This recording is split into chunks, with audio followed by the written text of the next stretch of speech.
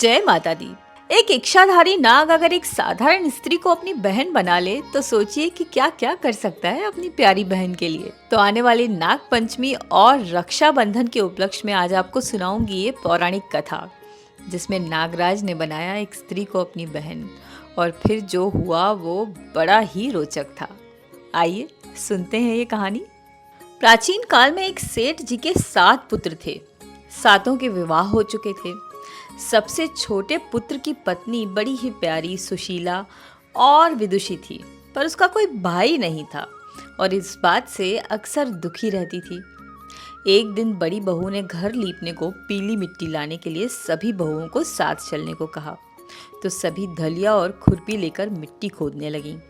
तभी वहां अचानक से एक सर्प निकल आया, जिसे बड़ी बहू खुरपी से मारने लगी।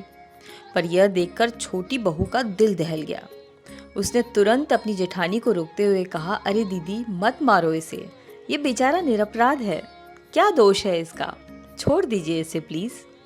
छोटी की बात मानकर बड़ी बहू ने उसे नहीं मारा।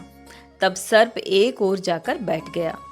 अब छोटी बहू उसके पास आई और बोली, तुम यहीं बैठो, हम अभी लौट कर आती हैं, देखो यहाँ से कहीं जाना मत।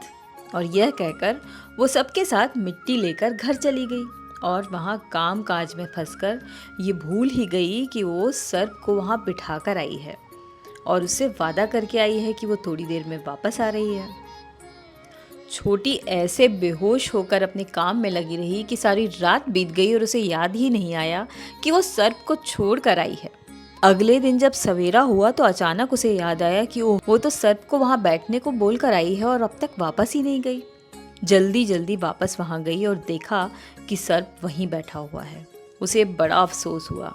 उसके पास गई और बोली, सर्प भैया नमस्कार। सर्प ने कहा, तू भैया कह चुकी है इसलिए तुझे छोड़ देता हूँ, नहीं तो झूठी बात कहने के कारण अभी डस लेता तुझे। वह बोली, भैया मुझसे भूल हो गई, उसकी क्षमा मांगती हूँ। मुझे असल में घर के कामकाज में याद ही नहीं रहा कि मैं आपको यहाँ छोड़ गई हूँ। तब सर्प बोला, अच्छा चल, जाने दो, जो हुआ सो हुआ। तू आज से बहन हुई और मैं तेरा भाई। अब चल, तुझे जो मांगना है वो मांग ले। वह बोली, भैया ये आप क्या कह रहे हैं, क्या मैं आपसे कुछ मांग सकती हूँ? सर्प ने कहा, बिल्कुल, अब तूने भाई बोला है तो इतना हक तो है तेरा। इस पर छोटी बोली कि मेरी बस यही इच्छा है कि मेरा कोई भाई नहीं है और आप सचमुच आज से मेरे भाई बन जाइए। इस पर सर्प बोला कि वो तो जब तूने मुझे बोला तो मैं तुझे बहन मान ही चुका हूँ।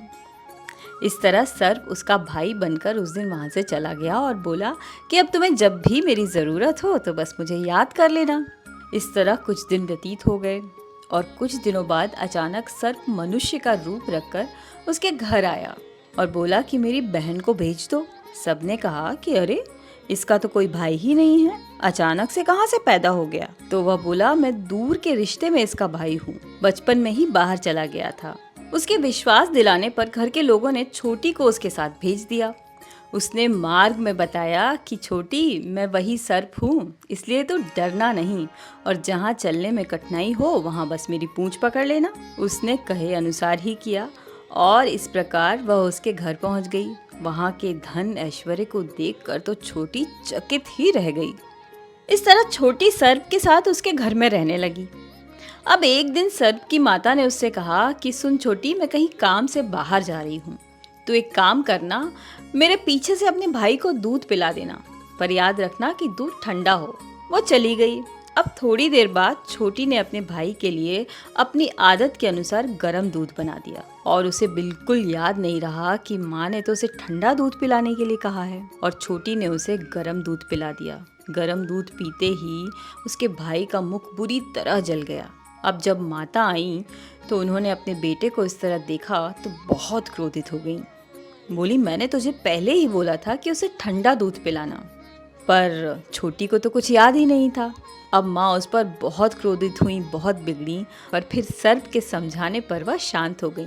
सर्प ने बोला, अरे उसे आदत नहीं है माँ, उसे क्या पता कि मैं ठंडा दूध ही पीता हूँ, अब चलो जाने दो, मैं ठीक हो जाऊँगा। कुछ दिन खुशी खुशी अपने घर पर रखकर सर्प ने अपनी बहन से कहा कि बहन, अब तुम्हें अपने ससुराल वापस लौट जाना चाहिए।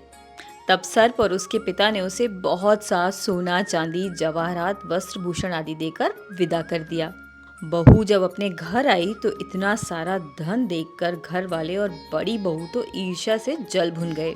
बड़ी बहू ने कहा, वाह, तेरा भाई तो बड़ा धनवान है, तुझे तो उससे और भी धन लाना चाहिए। जब सर्प ने यह सुना तो उसे और भी सोने की वस्तुएं लाकर दे दी। बड़ी बहू ने देखा कि अरे वाह, ये तो मेरे कहने पर और भी बहुत कुछ ले आया। तो कहने लगी, हमें तो झाड़ने की झाड़ू भी सोने की चाहिए। जब तुम्हारे पास इतना कुछ है तो दे दो अपनी बहन को। सर्प ने जब ये सुना तो सोने की झाड़ू भी अपनी बहन को लाकर दे दी। सर्प ने विदाई में अपनी बहन को एक हीरे और मणियों का बहुत अद्भुत हार दिया था। वो हार इतना सुंदर था कि उस हार की चर्चा पूरे शहर में होने लगी और उसकी प्रशंसा धीरे धीरे करके देश की रानी के पास भी पहुंच गई। और तब वो अपने राजा से बोली कि मुझे सेठ की छोटी बहू का हार चाहिए, वो हार फौरन यहाँ आ जाना चाहिए। इस प्रकार राजा ने अपने मंत्री को हुक्म दिया कि जाओ और शीघ्र अतिशीघ्र वो हार लेकर यहाँ आ जाओ। मंत्री सेठ जी के यहाँ पहुंचा और बोला कि आपकी छोटी बहू का हार अब महारानी जी पहनेंगी, कृपा करके जल्दी मुझे वो हार लाकर दे दीजिए। सेठ तो बहुत डर गया, उसे लगा ये तो राजा का आदेश है, मानना ही पड़ेगा।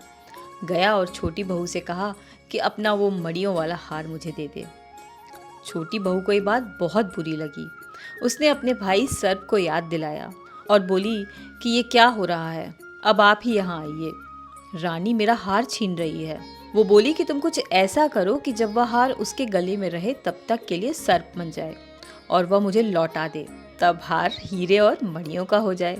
सर्प ने कहा, ठीक है मेरी बहना, ऐसा ही होगा। अब जैसे ही हार रानी ने पहना वैसे ही वो सर्प बन गया। यह देखकर रानी बुरी तरह चीख पड़ी। अब रानी ने रोते रोते राजा को सारी बात बताई और बोली कि ये तो कुछ जादू टोना कर दिया है बहू ने, ताकि उसे अपना हार वापस मिल जाए। यह देखकर राजा ने सेठ के पास फौरन खबर भेजी कि अपनी छोटी बहू को लेकर यहाँ उपस्थित हो जाओ। सेठ जी अब और डर गए, बोले राजा अब पता नहीं क्या करेगा। अब वे स्वयं छोटी बहू को अपने साथ लेकर राजमहल में चले गए। तब राजा ने छोटी बहू से पूछा कि तूने क्या जादू किया है, मैं तुझे दंड दूंगा। छोटी बहू बोली, राजन क्षमा कीजिएगा, पर यह हार ऐसा ही है कि मेरे गले में हीरे और मणियों का रहता है और दूसरे के गले में सर्प बन जाता है। यह सुनकर राजा ने वह सर्प बना हार उसे देकर कहा, आप पहन कर दिखाओ मुझे। छोटी बहू ने जैसे ही हार पहना वो हीरे और मणियों का हो गया। जैसे ही राजा ने ये सब देखा उसे छोटी बहू पर विश्वास हो गया और उसे ये यकीन हो गया कि उसने कोई जादू टोना नहीं किया है, बल्कि उसका ये हार बहुत ख़ास है और सिर्फ उसके लिए ही है। इस तरह उसने प्रसन्न होकर उसे बहुत सी मुद्राएं और भी पुरस्कार में दे दी। छोटी वह अपने घर हार के साथ लेकर लौट आई। उसके धन को देखकर बड़ी बहू ने ईर्ष्या के कारण उसके पति को सिखाया कि छोटी बहू के पास कहाँ से धन आया है। यह सुनकर उसके पति ने अपनी पत्नी को बुलाकर कहा, ठीक ठीक बता, यह धन तुझे कौन देता है। तब वह फिर सर्प को याद करने लगी। तब उसी समय सर्प ने प्रकट होकर कहा, यदि मेरी धर्म बहन के आचरण पर जरा भी संदेह किया तो अच्छा नहीं होगा। जो भी उसके साथ ऐसा करेगा मैं उसे फौरन खा लूँगा। और यह सुनकर छोटी बहू का पति बहुत प्रसन्न हो गया। वहीं उसने सर्प देवता को तुरंत प्रणाम किया और उसका सत्कार किया। और कहते हैं कि उसी दिन से नाग पंचमी का त्योहार मनाया जाता है और स्त्रियां सर्प को भाई मानकर उसकी पूजा करती हैं। तो बोलो नाग देवता की जय और भोले बाबा की जय।